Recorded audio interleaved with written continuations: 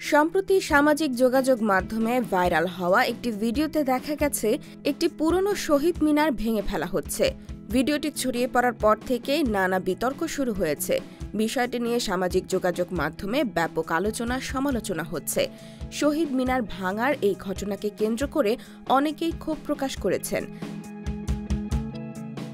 তাদের মতে শহীদ মিনার বা ভাস্কর্য শুধুমাত্র ইট পাথরের কাঠামো নয়, এটি একটি জাতির আত্মপরিচয়ের প্রতীক। এটি ইতিহাসের এক নীরব সাক্ষী, যা ভাষা আন্দোলনের চেতনাকে ধারণ করে। কেউ যদি এই স্মৃতিচিহ্ন ভেঙে ফেলে, তবে সেটি শুধু একটি স্থাপনার ক্ষতি নয়, বরং মানবিক মূল্যবোধেরও অবক্ষয়। অনেকেই মন্তব্য করেছেন, ইতিহাসের প্রতি এই অবজ্ঞা ভবিষ্যৎ প্রজন্মের নৈতিক চেতনাকে দুর্বল করে তুলবে। তবে অন্যদিকে অনেকেই বলছেন, পাশের নতুন শহীদ মিনার নির্মিত হওয়ায় পুরনো শহীদ মিনারটি ভেঙে ফেলা হয়েছে। কিন্তু প্রশ্ন উঠেছে, এই দায়িত্ব কি শিক্ষার্থীদের? সাধারণত কোনো স্থাপনা অপসারণের দায়িত্ব প্রশাসনের ওপর বর্তায়।